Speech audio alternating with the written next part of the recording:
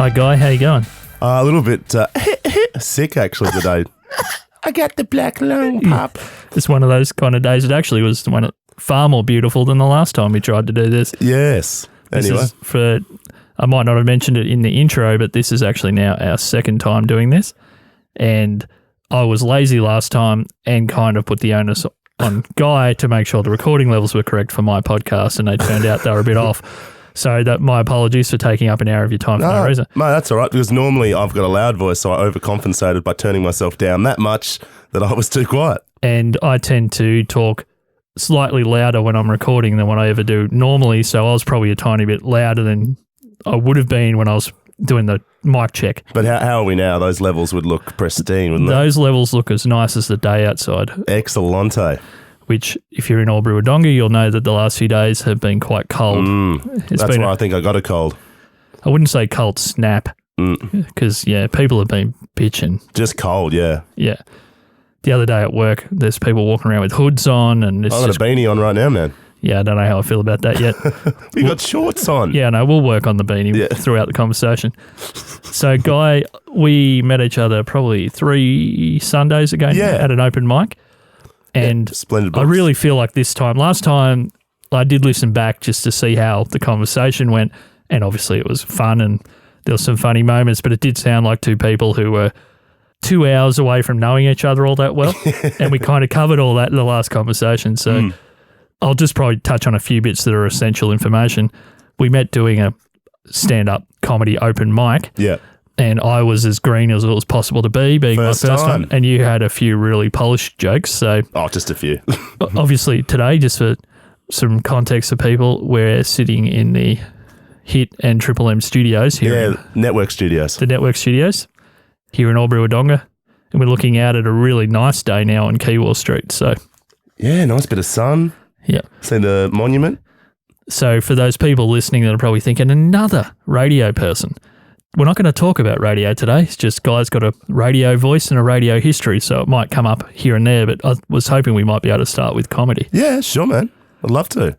So just with your background, you're a Melbourne guy? Yeah, Melbourne originally. We'll briefly touch on radio, just 10 years in the game and been in Albury almost 3, or on the border, almost 3. Yeah, so we did talk in the last conversation. I thought it was an interesting part that I wanted to touch on quickly, just with your history.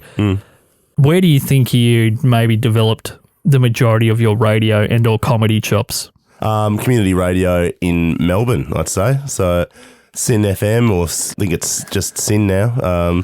2003, did a graveyard shift there. And then there was another narrowcast station in Melbourne called Double X, 1611 AM. Did that in 2005 till 2008, and then got my first commercial job in 2008. Yeah, so just before we move on to the comedy, because I think last time maybe we wanted to get back to comedy, then we went totally down the radio nerd path, which was fun for us, probably not for people listening. That's why we're doing it again. So it meant to happen, man. Yeah, that's right. So were you already the guy that people would know on the radio before you got onto a commercial station, or is it a completely different world between community and commercial? It is and it isn't. I suppose community, you've got your friends listening. You're like, guys, I'm on for 2 hours at this time. Make sure you're listening. So you're getting a lot of calls and texts because it's everyone that knows you. You don't have to fight for a bit of interaction. Correct. And people will want to listen to you because they're your mates, whereas commercial, they can flick the dial or go and listen to anything else. Yeah. And there's obviously more pressure if people are tuning out. There's an expectation that your job is to make them not do that or to assist in them not doing that. Keep them listening as long as possible. As long as possible. So just on that radio journey, I think you said the last, was it Port? Yeah, Port Macquarie. Macquarie was the last location before Albury Wodonga. Bit warmer than Albury. Yes. So let's talk about a few of the main differences between the towns. There's beach in Port Macquarie for one, or the mid-north coast. Yeah. Nice beaches. It's got the best climate in Australia. So there's a lot of retirees go there. So not too hot, not too cold. What are we talking best climate? Because you and I in the last hour have realised that my perfect climate is about 5 to 10 degrees Celsius. So what are we talking here? Mid-20s. Mid-20s. 24, 25 maybe. Yeah, okay, that's about 10 degrees too hot for me. Oh, wow. But that means that I don't ever have to put up with a bunch of other retirees. This is great. Yeah. Just with the Port Macquarie thing, obviously not just the weather, but it must have been a different, if that was the kind of demographic in that town coming to Albury Wodonga, must have felt a little bit different. Yeah. And I think last week when we recorded, it might have taken us 40 minutes to get to your first day in Albury, but let's just try and cover that off now, because that was one of the most interesting things, was your impressions of this area. So Yeah, well, I was meant to crash at a mate's auntie's place for a couple of weeks, house sit, and then look for a place. But friends of hers got flooded. They were out a little bit further on, I'm not exactly sure, but had farming land around here, and it had really, really bad rain almost 3 years ago. So they got flooded. So she's rung me and said, "Oh, you're moving into my now housemate's place. They're staying there." And it was nice and sunny when I left, and I got off the plane at the airport, and it was freezing cold. It was bucketing down with rain, and I just left like sunshine. I'm like, oh, what the hell have I done? So how long did that hold, that terrible weather? Oh, probably a couple of days. Yeah, okay. So it wasn't like it went on for 2 weeks and you were wondering, did I make the right call here? Oh, no, I knew I'd made the right call. We always used to drive through Albury on the way to Sydney when we did family holidays, to go up and see mums, aunties and stuff like that. And yeah, we always stopped off before the bypass went through. So you had to go through town. And I always thought, this is a good place, and Albury's got a bit of prestige in the radio game. You also would have been familiar with, I guess, this area more generally because you did a bit of time in Jindabyne. Yeah. And not too far. Yeah, just up the particularly road, if you're going from Melbourne to Jindabyne, this is kind of the corridor you would go through. Yeah, it's sort of a nice halfway point. So that's kind of more my kind of ideal temperature. Yeah. The Jindabyne. I've done time in Hobart too, and that gets freaking cold, so... Yeah, I like that frozen earth border of Canada and US kind of weather in my head, though. Damn. Because I'm sure when it gets down to -10 on average for several days, and with wind chill, it's -40. Well, you're not going to sweat, I suppose. No, you're not going to do much. No. You're just going to sit at home and rub your hands together in front of the and fire. For a very inflexible man, work out how to fold myself over the heater. You and me both, brother. Yeah. You and me both. Well, they might need a big heater if we're both on the same heater. Yeah, well, and I don't know what we're both doing on the same heater, but that's a story for another day. Yeah, well, there might only be one heater guy. That's true. One heater, one room, two blokes. So just to get back to Jindabyne, you told me something last week which I didn't want to dwell on at the time, but then I thought back later, I'm like, what are you doing, Josh? He dropped a bombshell in there. You're a guy that has self-professed struggled with your weight, and I'm going through that same mindset at the moment. Mate, I'm still struggling. And you dropped a little nugget in our last conversation that at one point you lost 30 plus kilos, which I'd also done, and we had a very analogous situations there, and then put it all back on. Mm-hmm. But then you followed that up with this line, and I didn't catch it the way that I should have. You said, the second time I lost 100 kilos. Yeah. So let's talk about that. Not that this is a weight loss show, but to do anything that was pretty incredible, for the lack of a better term, but life-changing. Can we just step through how you worked out you needed to do that, how you came to that point, and maybe how you actually did it? It's the sort of bit I could cut out of the podcast. That's how good this bit is. Oh, right. Pressure. Yeah. Mate, like most blokes, was probably in denial. I'd had the missus, so she, mate, we used to go out and she was skinny, so I'd probably eat my food and then I'd eat her leftovers. So I feel like she was trying to fatten me up to keep me. So yeah, I got pretty big. And you're just in denial. I think we won't touch on it, but there's someone we both know who's had a little health scare because you just don't value your health. I was waiting for the aha moment, but Mum just said go to the gym, and the lady at the gym there, Manuela's, just an absolute angel. I jumped on the scales and she just said that's disgusting. She didn't actually tell me because she knew if she said I was probably tipping over 200, I would have probably lost heart. So just start. For anyone in North America, we're talking 200 kilograms. Yeah. Yes, 200 kgs. So when you say an aha moment, we talked particularly last week about my lack of belief in self-development, inspiration, and aha moments particularly just sounds like buzzwordy bullshit to me. But you've just got to start. I think, if you're waiting for the right time, there'll never be a right time, man. You just got to start. I think the only version of an aha moment is something maybe like the author Nassim Taleb would call via negativa, and it would be realizing that you maybe that aha moment wouldn't actually be an aha moment. It would be hitting rock bottom. Oh, yeah. And it's Like when you're forced actually hard into rock bottom, that might be an quote unquote aha moment. it's scary because rock bottom's got many levels, man. You can go Yeah. down quite a bit with rock bottoms. There's little rocks and then there's bigger rocks. And there's freaking boulders. And then there's a layer of sharp rocks. Yeah. Rock on. Yeah. Did you have something, would you say there was something real driving you? Or was it just 100 kilos, 100 kilos. I look back, it was just pure vanity. And I kept losing weight and kept working out. And then it turned out I was really just doing it because I kind of got sucked up in a whirlwind of vanity and feeling like it defined me. Then I'd lost all this weight and I had to keep it off. But 100 kilos is a completely different situation from 30 to 40. Like that's, you've essentially lost 18 months it took me. Yeah, a human almost my size. Yeah. It's I'd sort of you hard to process. You shedded a human. But I put 60 back on and I've realised now it's got to be a lifestyle change. It can't be, there's no quick fixes. So can you take us through an average day of what maybe your day was like at 200 versus what your day was like when you were dropping so much weight? Wake up pretty sluggish. I was doing brekkie radio at the time. So get off air probably about, get off air at 10, but go and have a pie from the bakery at about 11. Jindabyne Bakery? Yeah, the old Jindabyne Bakery. I can imagine why you were doing that. Well, it was right down the stairs. And it's so good up there. That is one top bakery. Then hang around, work pretty late. Sometimes you can do some crazy, insane hours. Go home, probably maybe have a couple of beers. Go and hang with some mates, and then I guess I didn't care. I'm like, oh well, frozen meal, that'll do. Like there wasn't sort of any effort to. It was just like, I'm hungry, I need to eat. There wasn't sort of food planning or preparation going on. And work just came first. I just put work, because I loved my work and what I did, I just put it before my health. Well, we might cover this and then we'll talk about how you lost the weight quickly. Yeah, sure. That conversation with you said it was your mum that told you just to go to someone? Oh, mate, I was puffing, like, when I think about it. Was this a moment of concern for her, or did she just tell you, you've got to snap out of this? No, they've been very, very concerned, but them bringing it up, it's like a vicious cycle. Them bringing it up just made me feel bad. So that's what I was kind of digging for there, I guess, a little bit. Was this something that had happened the whole way back to putting that weight on? Or? Yeah. I was a prem baby, man, but I've made up for it now. I'm 6'6". Like, yeah, exactly. Late bloomer. Yeah. So to lose that amount of weight, that takes an entire change of everything that you're doing moment to moment in your day.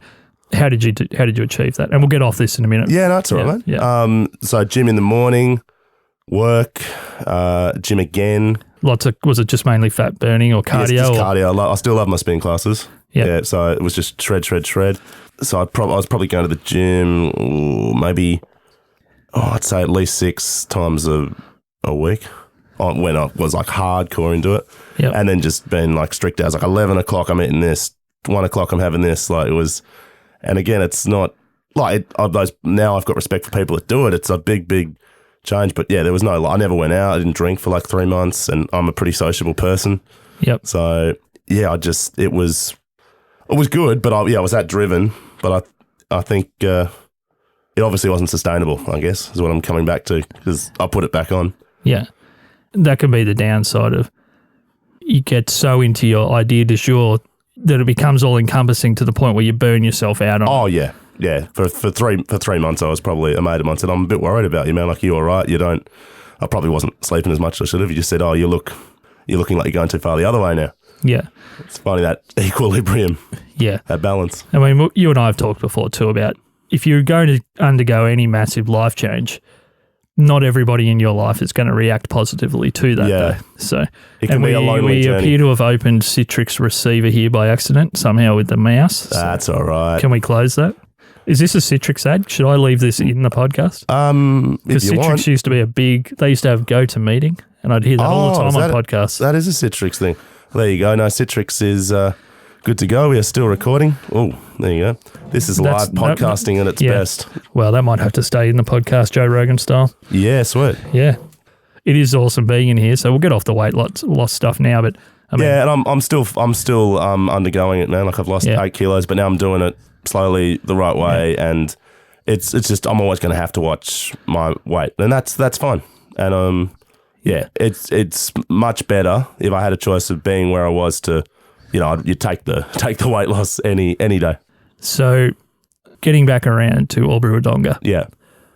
And can you just describe again, obviously that first day, it wasn't fantastic, but if we stretch that out to maybe, let's say, your first 12 months here, is there any particular things that stick out about the area or the people? Or people are great. People are very, very welcoming. I haven't met many people that, everybody's got their fair share of people that are, I don't know, losers, weirdos, wankers.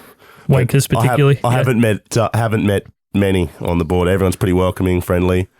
The social scene could be better. The people you go and socialise with are great, but I just feel like there could be more venues.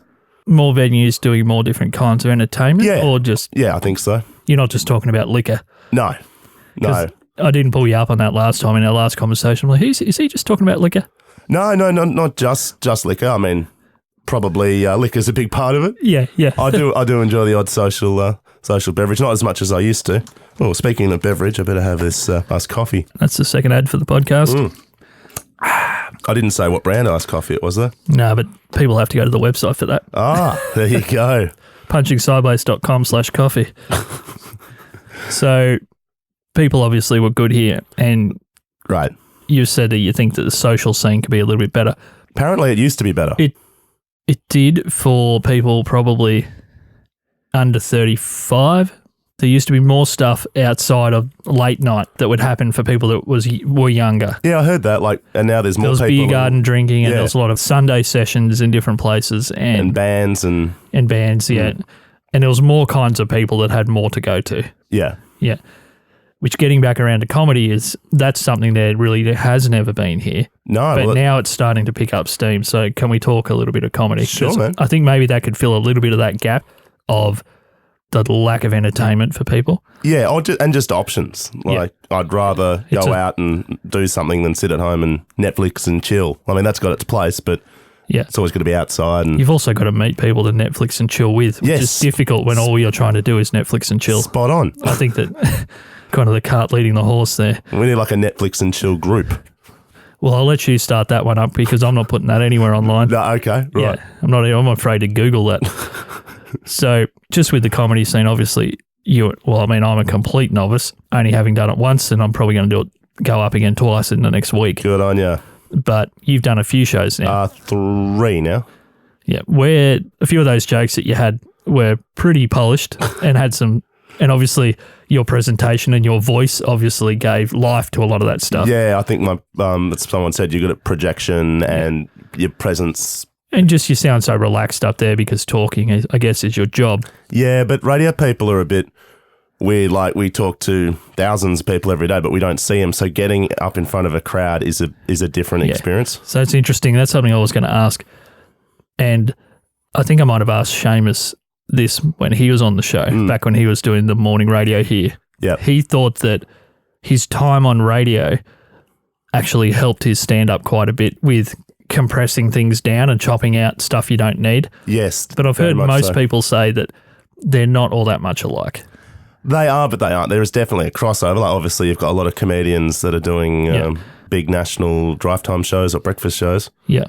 So there is a crossover, but they're different worlds. I think maybe what I'm getting at more is just which one helps the other more. And most people in my research over the years would say that doing stand-up helps your radio more than radio would help your stand-up. Yeah, I'd probably agree with that. Just because of how you have to edit what you say for stand-up to make your time or to get the funniest possible joke.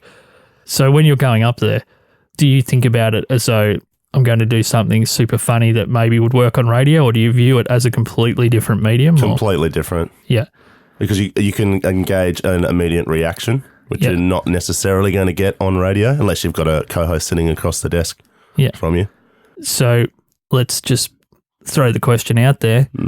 What's more fun for you?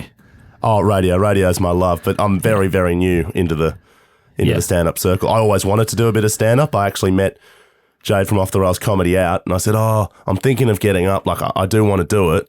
And I spoke to her once or twice, and then I thought, that's the last of it. And then she put me on the poster, so it forced me to go up, which is great in a way. Yeah, well, she did a She's similar like, thing. you said you'd do it. Yeah, a similar thing to me, obviously not in quite as large a show, basically. I went along to check it out. She already knew that because I'd asked her, do you mind if I come along? Yeah. But I don't get up till the week after. I just want to get a vibe of what an open mic is. Because I pushed you. I said, come on, man, get up. And it was the best place to do it because it's a nice, small, intimate crowd and supportive crowd.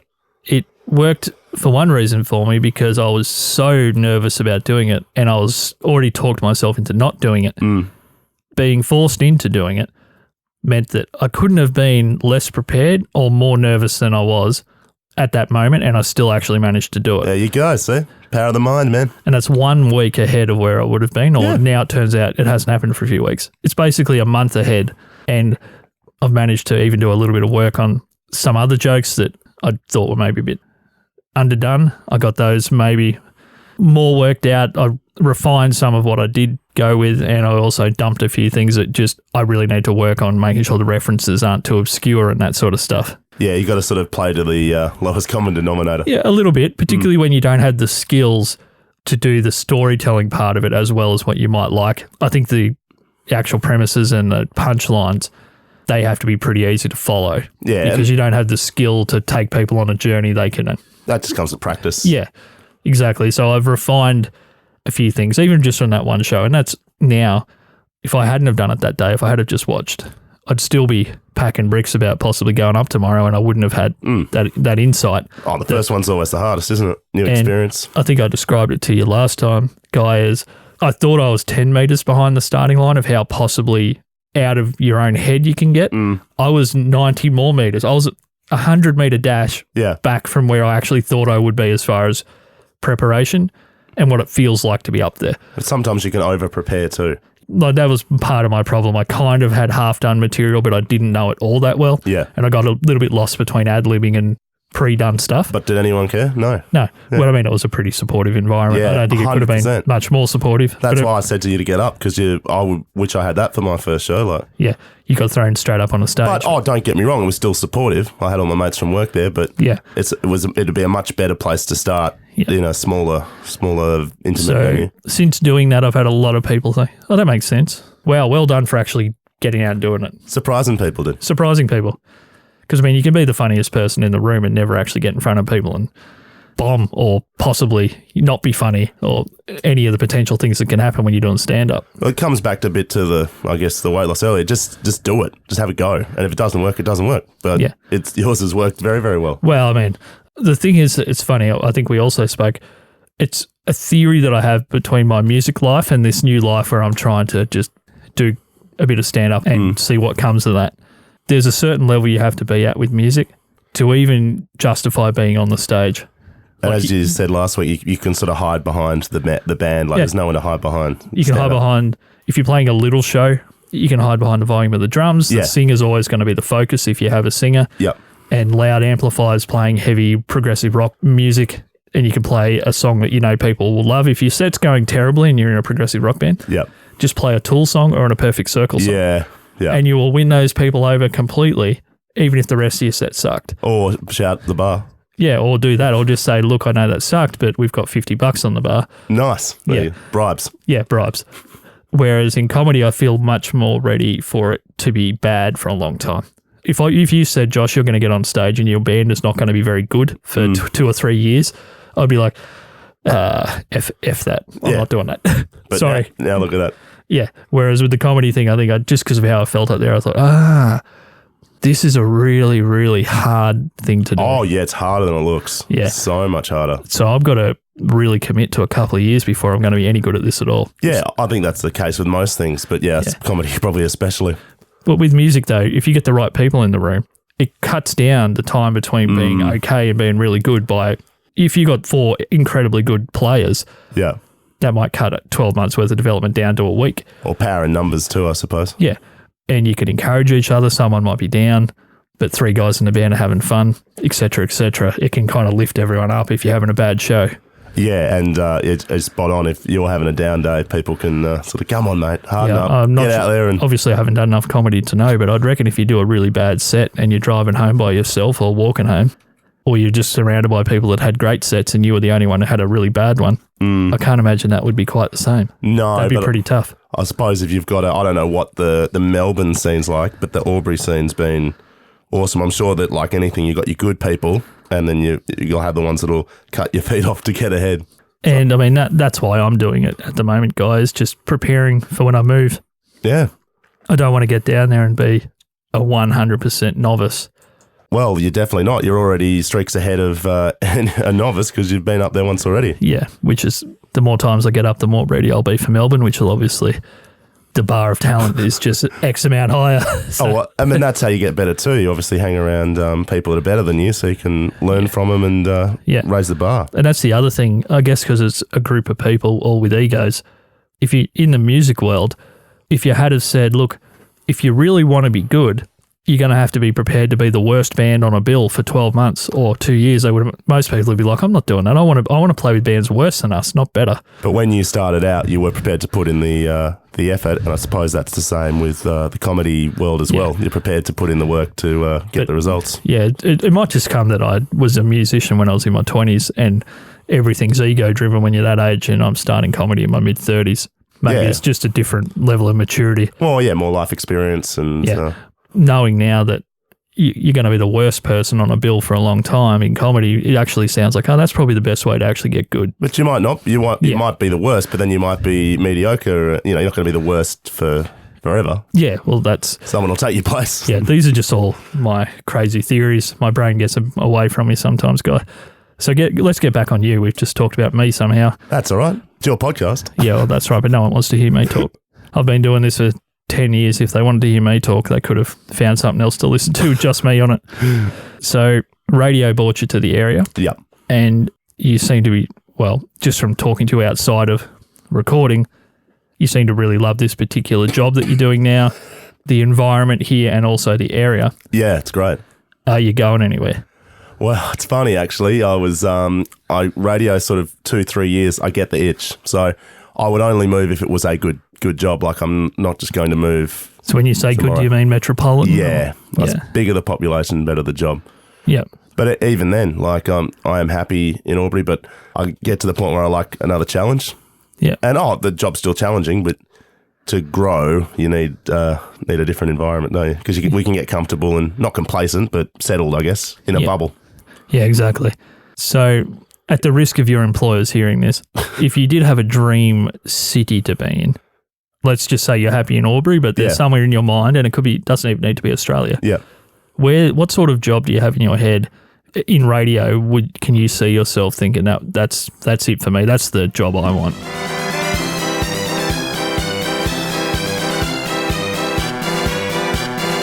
Adelaide, something like that. So not on a drive or morning show? Look, never say never, but I'm doing that now. I'm being a music jock now, and that's what I'm passionate about. Okay. If I could find, mate, you never know, maybe we could come up and be a drive show. If I find a good talent to, that we click and we bounce off, and anything's possible, but that's sort of where I want to go now. But even if someone said you can stay in Albury forever and do weekend work on Triple M Melbourne or something like that, that would be fine too. Okay. And just to tick the box to say, all right, I've done that. That's what I wanted to do for the last many years. It would be the circle of your career if you could, I guess, end up doing it back in the city that you were from and you grew up in and you may be most familiar with, really, when it comes down to it. So. Well, yes and no. Like I go back to visit Melbourne and a lot has changed. Like I still know my way around, obviously, but it is very different to... Different feel-wise or just different? Yeah, different feel. Just a lot more people. That's everywhere, isn't it? Yeah, but that's particularly true in Melbourne. I'm not sure anywhere's growing quite at the speed that Melbourne is when it comes to population. Yeah, it's ridiculous. I mean, it is a great city. And at least the centre of Melbourne is the centre. It's not if you ask my little brother, the centre of Melbourne is the centre of the universe. I love that about Melbourne people. They're literally like people from New York or London or Paris that they just, if you were to tell someone who's diehard Melbourne that it's not the greatest city on the planet, they'd be like, what are you talking about? Actually, down the road from where I grew up, it's changed now, but there was a park probably 5 minutes from my house, and that was the centre of Melbourne probably 20 years ago. Like they worked it out officially.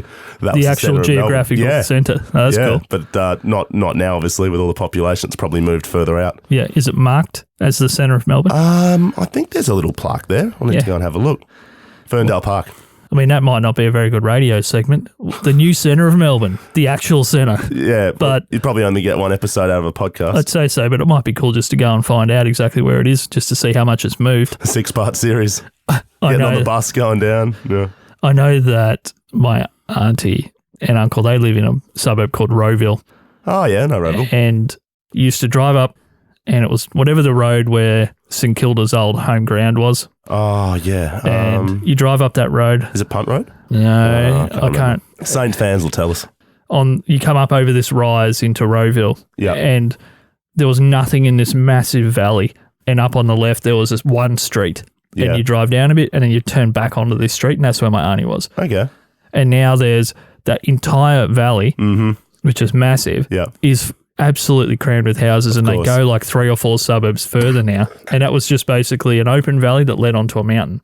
Yeah, and now it goes crazy. up and over everything. And that's been in the last 20 years. I've got cousins in Seymour, and we used to, just go down the highway from Melbourne, and Mum's like gone, you watch in like 20 years, this will all be houses and estates, and they're 1 hour from Melbourne, but that's 1 hour to the Welcome to Melbourne sign, then you're like another hour into the city. Well, there are people that I know of that were working in the CBD that lived in Seymour. Wow. Well, I suppose... I won't say what job they were doing because it might be too obvious who they are to people who are listening who know me, but they were both working in there, and they were just taking the train to and from. Yeah, well, I suppose people are in Melbourne and do 2-hour commutes from one end of the city to the other. Like if you're out the other side, way out past Frankston or something, it probably wouldn't be much different. No, well, 10 years ago that'd be considered weird, but now people do because your cost of living is... Yeah. The 20 hours a week that you're spending on a V-Line train, though, I don't know whether any amount of money would be worth that. Well, I don't know. You just grin and bear it, don't you? I'd be smashing books though. Oh yeah, me too. I smash books, podcasts because I'll regularly get the train to Melbourne for a weekend. Yeah, that's been a great thing about living on the border. But it was funny when I moved. People were like, "Where are you moving?" "Oh, I'm moving to Albury Wodonga," and now I'm like, "No, I live in Albury." Like we get a little bit territorial. Well, there is a reason for that. We won't go too much into that, but we're not going to Wodonga bash, man. No, Wodonga's on the up. Yeah, right. Okay.